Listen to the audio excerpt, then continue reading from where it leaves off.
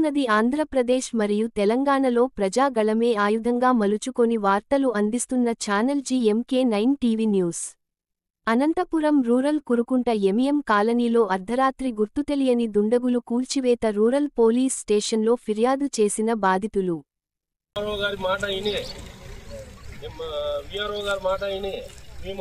కట్టబడి ఇన్ని రోజులు మూడు నెలల నుంచి మేము వెయిట్ చేస్తా ఉంటే అర్ధరాత్రికి 1:30 వచ్చి జేసీబీలు పెట్టి మా కాలనీ అంతా కూల్చడం జరిగింది. మా మైనార్టీస్ కి ఎవ్వరూ పట్టించుకునే నాదులు లేదు.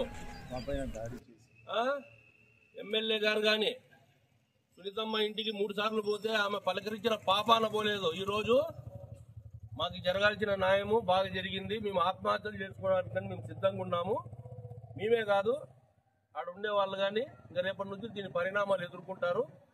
సైట్లలో ఎవరెవరు ఉన్నారో మా వాళ్ళు ప్రతి వాళ్ళు రావాలని డిమాండ్ చేస్తానని అందరికీ తిట్టి చెప్తాను. నేను మంచి మాటల్లో కాదు. రేపు 10 గంటలకి కోర్టు రోడ్లో స్టేషన్ దగ్గర అందరూ ఉండాలా, లేకపోతే పద్ధతిగా ఉండదు. నేను ఒక్కరిని కొట్లాడడానికి, నా ఒక్క ప్రాణాలు మీ అందరి కోసం అర్పించడానికి నేను రెడీనే.